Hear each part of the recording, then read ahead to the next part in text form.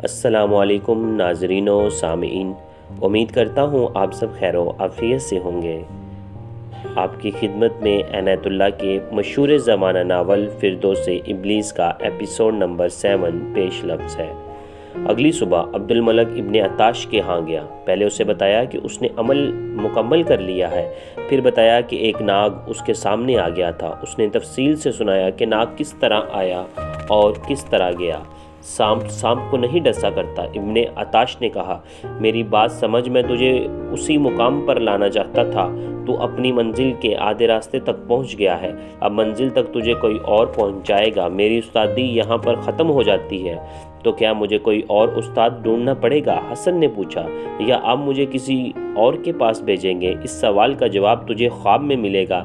ابن عطاش نے جواب دیا، گزشتہ رات کا عمل جو تجھ سے کروایا ہے وہ کوئی معمولی عمل نہیں۔ ناگ کا تمہارے پاس آنا اور تجھے ڈسے بغیر چلے جانا اس عمل کی کامیابی کا ثبوت ہے۔ اگر تو بھاگ آتا یا ناگ تجھے ڈس لیتا تو اس کا مطلب یہ ہوتا کہ تو نے عمل صحیح نہیں کیا یا عمل کسی اور وجہ سے ناکام ہو گیا ہے۔ 5-7 دنوں کے اندر تو خواب میں کچھ دیکھے گا۔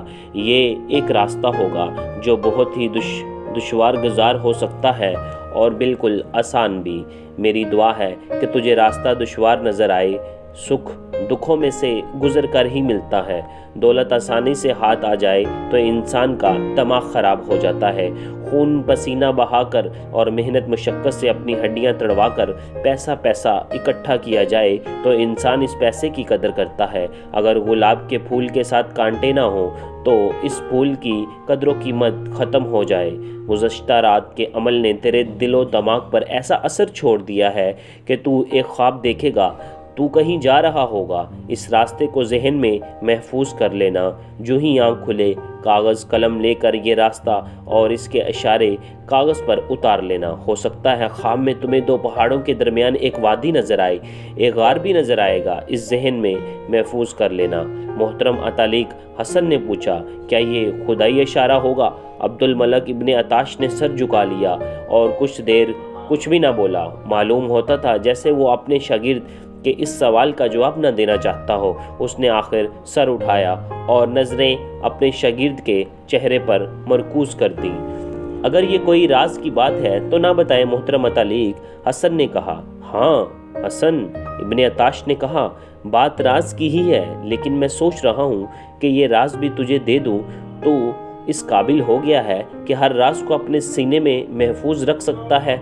میں نے آج تک تجھے جو بھی سبق دیے ہیں اور جو عمل کروائے ہیں اور گزشتہ رات کا جو عمل تھا، یہ خدائی عمل نہیں، یہ ابلیسی علم ہے۔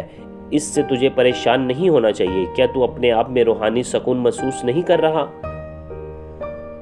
ہاں محترم عطالق، حسن نے جواب دیا، میں آپ کو بتانا یہ چاہتا تھا کہ میں اپنے آپ میں ایسا سکون محسوس کرتا ہوں جیسے میں فضا میں اڑ رہا ہوں۔ اس کے ساتھ ہی میں یہ بھی محسوس کرتا ہوں کہ میرے وجود میں ایک طاقت آ گئی ہے جو چٹانوں کے بھی جگر چاک کر سکتی ہے۔ میں تجھے بتاتا ہوں، ابن عطاش نے کہا، تیرے اندر ایسے اوصاف غالب تھے جو ایسے ہی عملیات سے تجھے سکون اور طاقت دے سکتے تھے۔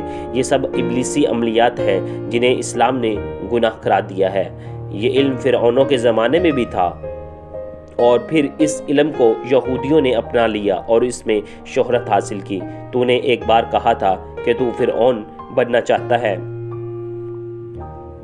میں نے تیرے اندر اتنی طاقت پیدا کر دی ہے کہ تو اس غار تک پہنچے گا جو تجھے خواب میں نظر آئے گا۔ وہاں تیرا یہ علم مکمل ہو جائے گا۔ اب یہ مت سوچ کہ یہ علم خدائی ہے یا ابلیسی، یہ سحر کا علم تھا جسے آج کل کالا جادو کہا جاتا ہے۔ ابن عطاش اس علم میں جتنی دسترس رکھتا تھا وہ اس نے حسن کے دماغ میں ڈال دیا تھا۔ اس دوران وہ حسن کو علم نجوم بھی پڑھاتا رہا تھا۔ تیسرے چوتھے دن حسن بن صبا ایک کاغذ اٹھائے اپنے استاد کے ہاتھ دوڑا گیا اور کاغذ اس کے آگے رکھ کر کہا کہ میں نے خواب میں یہ راستہ دیکھا ہے۔ اس نے یہ بھی کہا کہ یہ راستہ اگر خواب جیسا ہی ہے تو بہت ہی خوفناک ہے، وہاں تک زندہ پہنچنا مشکوک نظر آتا ہے۔ میں جانتا ہوں، ابن عطاش نے کہا، اگر تو نے یہ سفر بخیر و خوبی کر لیا تو سمجھ لے کہ تو نے ساری دنیا فتح کر لی۔ کل اس وقت نکل جا جب تجھے فجر کی اذان سنائی دے۔ اگلے روز جب سورج افق سے ابھرا تو شہر سے کوسوں دور 2 گھوڑے جا رہے تھے۔ ایک پر حسن بن صبا سوار تھا اور دوسرے گھوڑے پر فری سوار تھی۔ گزشتہ رات جب وہ فری سے ملا تو اس نے فری کو بتایا کہ وہ کس سفر پر روانہ ہو رہا ہے۔ فری نے کہا کہ وہ بھی ساتھ جائے گی۔ حسن نے اسے روکنے کے لیے بہت کچھ کہا لیکن فری نہ مانی، وہ تو اس کے پیچھے پاگل ہوئی جا رہی تھی۔ میری زندگی تمہارے ساتھ ہے حسن، فری نے کہا تھا، میں پیچھے رہ گئی تو کسی جاگیردار یا کسی امیر وزیر کے ہاتھ چڑھ جاؤں گی۔ امام عبد الملک کب تک میری حفاظت کریں گے؟ تم جس سفر پر جا رہے ہو یہ بڑا ہی خطرناک ہے، معلوم نہیں زندہ لوٹ سکو گے یا نہیں۔ میں تمہارے ساتھ جینا اور تمہارے ساتھ مرنا چاہتی ہوں، اگر تم ساتھ نہیں لے چلو گے تو میں تمہارے پیچھے پیچھے آ جاؤں گی، اس شہر میں نہیں رہوں گی۔ حسن بن صبا اتنا مجبور ہو گیا کہ وہ فری کو روک نہ سکا۔ حسن تو اپنے گھر والوں کو بتا کر گھر سے نکلا تھا، اسے اس کے باپ نے خود ہی عبد الملک ابن عطاش کی شاگردی میں بٹھایا تھا، لیکن فری گھر والوں کو بتائے بغیر نکلی تھی۔ وہ اس وقت جاگ اٹھی تھی جب گھر والے گہری نیند سوئے ہوئے تھے۔ گھوڑا اس کے ایک بھائی کا تھا، وہ اندھیرے میں ہی گھر سے نکل آئی تھی۔ وہ جس قدر خوبصورت تھی اس سے کہیں زیادہ مضبوط حوصلے والی تھی۔ حسن ابھی شہر سے تھوڑی ہی دور گیا تھا کہ فری اس سے جا ملی۔ حسن کے ذہن میں خواب کی باریک سے باریک تفصیل بھی محفوظ تھی اور اس کے پاس کاغذ بھی تھا جس پر اس نے اشارے لکھ لیے تھے۔ اگر یہ کوئی سیدھا راستہ ہوتا تو وہ بہت ہی دور نکل گئے ہوتے، لیکن یہ کوئی باقاعدہ راستہ نہیں تھا، جنگل تھا، کہیں بنجر علاقہ تھا اور پھر پتھریلا علاقہ شروع ہو گیا۔ پہلے ایک ندی آئی جو اتنی گہری نہیں تھی، ان کے گھوڑے اس میں سے گزر گئے، لیکن آگے جو ندی آئی وہ خاصی گہری تھی اور پانی کا بہاؤ بھی خاصا تیز تھا۔ حسن نے راستے والا کاغذ ایک ہاتھ میں لے کر ہاتھ اونچا کر لیا تاکہ یہ بھیگ نہ جائے اور انہوں نے گھوڑے ندی میں ڈال دیے۔ چونکہ بہاؤ تیز تھا اس لیے گھوڑے سیدھے جانے کی بجائے بہاؤ کے ساتھ بہتے گئے اور خاصی دور جا کر کنارے پر حسن نے ذہن پر زور دیا اور دیکھنے لگا کہ وہ نشانیاں کہاں ہیں جو اسے خواب میں نظر آئی تھیں۔ اس نے کاغذ سے بھی مدد لی اور آگے بڑھنے لگا۔ آگے علاقہ چٹانی تھا، اونچی نیچی چٹانیں بے آب و گیا تھیں، ان میں بعض نوکیلی اور بعض اوپر سے چپٹی تھیں، بعض کا رنگ سلیٹی اور بعض کوئلے کی طرح سیاہ تھیں۔ حسن 2 چٹانوں کے درمیان چلا گیا، تھوڑی ہی دور جا کر یہ راستہ ایک طرف کو جاتا تھا۔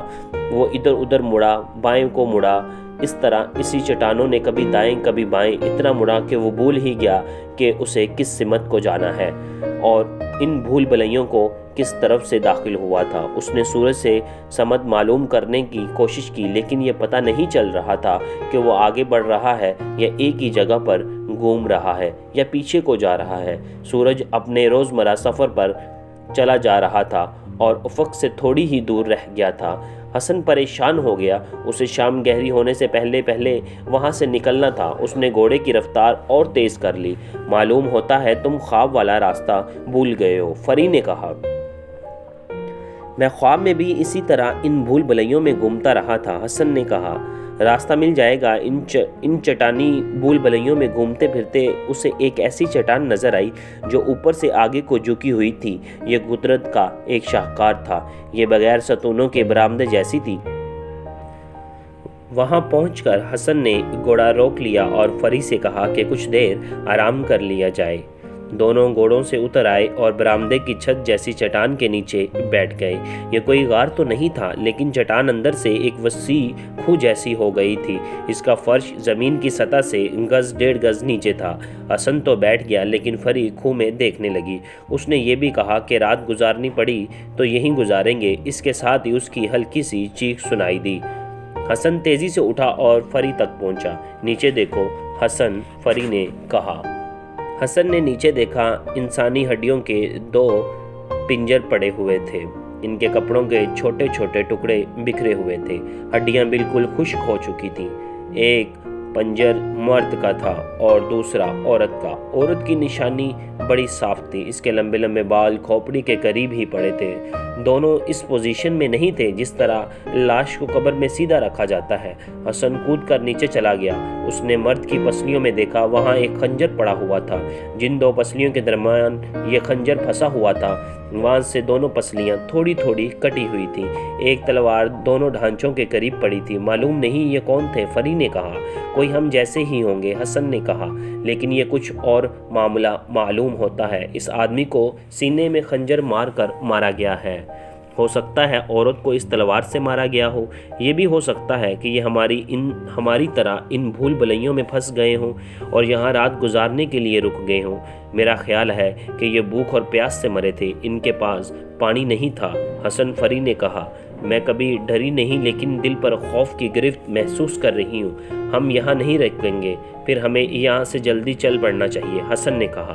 दोनों घोड़ों पर सवार हुए और दो चट्टानों के दरमियान चलने लगे। ये तंग सा रास्ता इन्हें ऐसी जगह ले गया जहाँ चट्टानें पीछे रह गई थीं और आगे ज़रा खुला मैदान आ गया था। हसन बिन सबा और फरी के साथ इस मैदान में क्या वाक़या पेश आया, ये इंशाल्लाह मैं आपको अगले एपिसोड में डिटेल के साथ बयान करूँगा। खुदा हाफिज़।